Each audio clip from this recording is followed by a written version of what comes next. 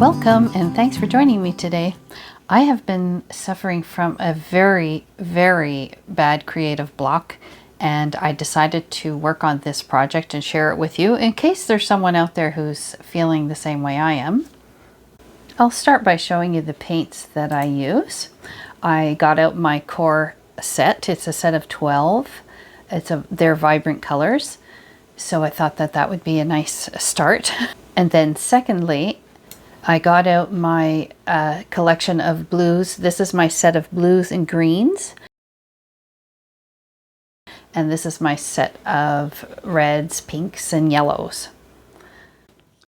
Next, I have these Pintar acrylic paint pens at 5mm tip, a 1mm, and a 0.7mm tip.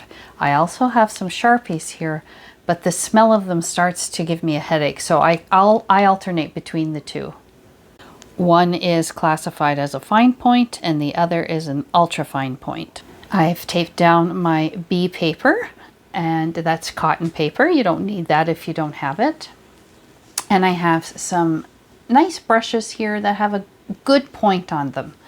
This one is a size 4 and the other one's about the same, and this one's a larger size 12 that also has a point. I don't know if I'm going to use them all, but that's what I've taken out to start my job. I also will need a pencil. So I went to the Museum of Fine Arts and I saw beautiful stained glass, and I thought maybe I could make something as bright and cheerful as that. And what I saw was so simple, but it was really breathtaking. So this is what I'm doing now. I'm drawing out some very simple flowers and a little butterfly and the sunshine, and this is my start. All I need to do is get my hands busy with these paints. I have not been able to do much. Now here I'm just outlining the drawing in marker, and later on I decide that this is too thin, so I'm going to use a thicker one. So yes, I've had an extreme block. Like I can't even sit here and start. I don't know what to do. So I just decided I better do something because this has been going on for several weeks. And so I got out a few things, not everything I have, and decided when I saw that stained glass at the museum, I thought that would be a nice something different to try. And so I draw out this, like I said, a very simple diagram here.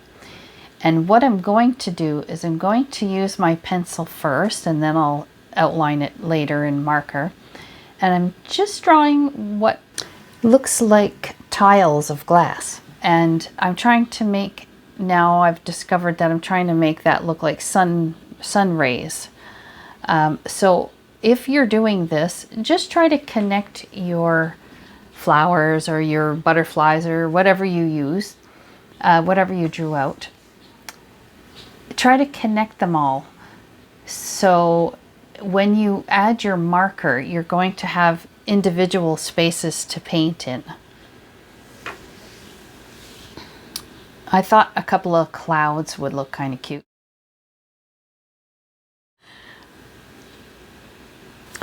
Being in this creative drought is so stressful because for me, there's this disconnect, as if I'm suddenly not comfortable around an old friend. So I'm blocked probably because of stress in my life, and I'm stressed because I'm blocked and I have no outlet. So it's this vicious cycle that I want out of. So now I'm just going to erase all my pencil lines, and I made sure everything was outlined in the same width. I used the big marker, I think, or the medium sized. I think that's the 1mm. And I alternate between that and the marker. So I'm starting out with some Hansa yellow light for the sunshine, and decide that's not quite bright enough, so I add some pyrrole red.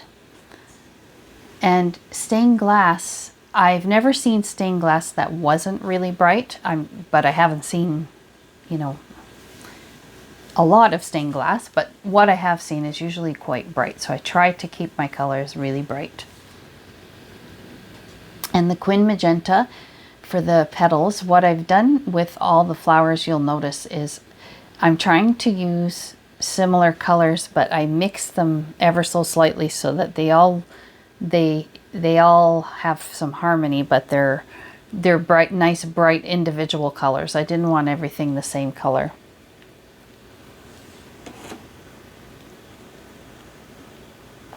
When I mixed this Azo yellow with the magenta, it made a really nice peachy orangey color, but it wasn't vibrant enough. So I went over it with some Pyrrole orange, which is super, super orange.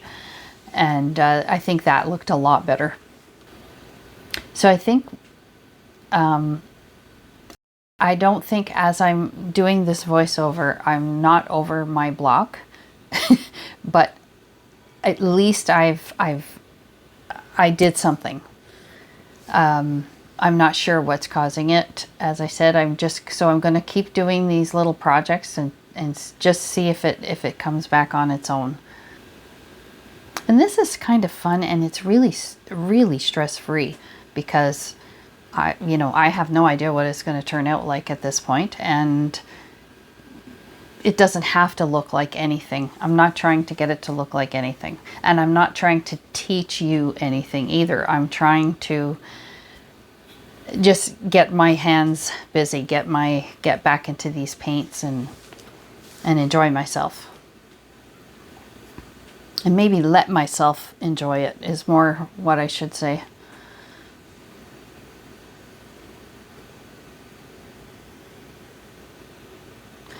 And this is Pyrrole red. It's gorgeous Pyrrole red. Absolutely beautiful. So I'm just using very watery ultramarine blue for the clouds. I didn't want to leave them white.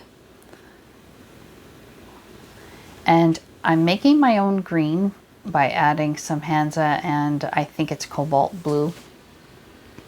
Or the ultramarine. I'm not sure what blue I had on there. I can check for you. Just so that green differs, because I'm going to have a green background. I know that for sure at this point.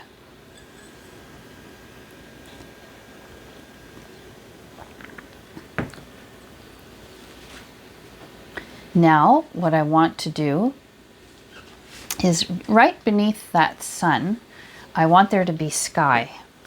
So I'm going to use different shades of blue in the sky so that it's not all uniform, but you can make yours uniform if you're following along. And I want each tile to vary a little bit from the next. And as I get lower into the painting, I'm going to start adding green. So I want it to sort of gradually go from blue to green. So if you're following along, my only advice is to try to use all shades of blue and all shades of green. Don't restrict yourself. Let yourself feel free and let the paint do what it likes to do in water. You can wet some squares beforehand, or you can go in with dry paint. So I decide to add some Viridian green here. Now I'm going to gently blend that into the blue, and you'll see as I paint, as I get lower and lower on the painting, I'm going to add more and more shades of green.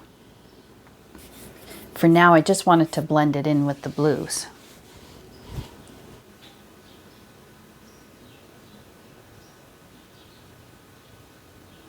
So I alternate between Viridian green, I use sap green right there.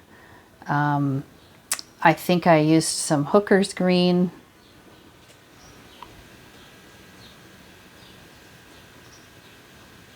And then every so often I would drop in some blue, because green and blue makes a beautiful turquoisey kind of color.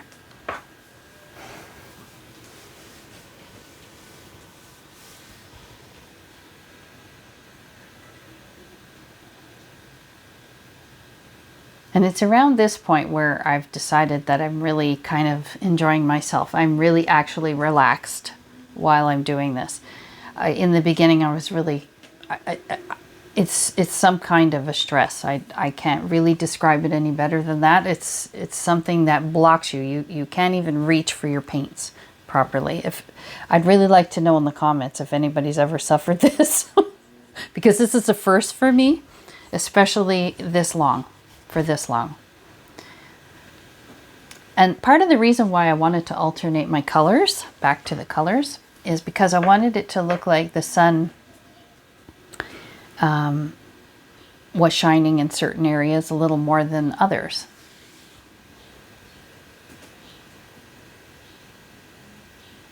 And what I am making sure of in the background is that everything is soft. There's no hard edges. So now for the butterfly, I put a little mauve. I put some cobalt blue into the magenta, and I end up putting a little bit more blue later on. Now this darker area is quinacridone rose, and I chose that because I hadn't used this color in any of the flowers, so I thought it would stand out a little bit. I wanted that butterfly to stand out. And then for the dots, I use the black pen, and then I paint in the body. And I also feel those flowers are missing something, so I add little outlines where the petals would be separated from the center of the flower. And then I do the same thing to the leaves. I just want to add, they look like they're missing a little something, and I think that this did the trick.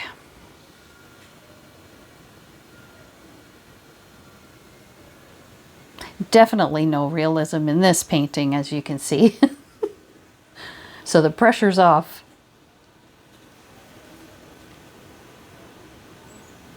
Now I'm just making sure that all the lines are kind of the even thickness, and I'm going between where every line meets. I'm kind of rounding those edges, just so they're not so sharp, and it kind of draws attention to each individual space. So I just fussed around and corrected the lines that, you know, weren't perfect, and like I said, rounded those corners.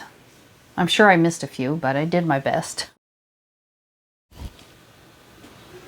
And that is the start of breaking this block. I sure hope you're not going through it, but if you are, give something like this a try. There's really no pressure. And if you're still here, thanks for watching, everyone. And happy watercoloring. I hope to be back soon. Bye-bye.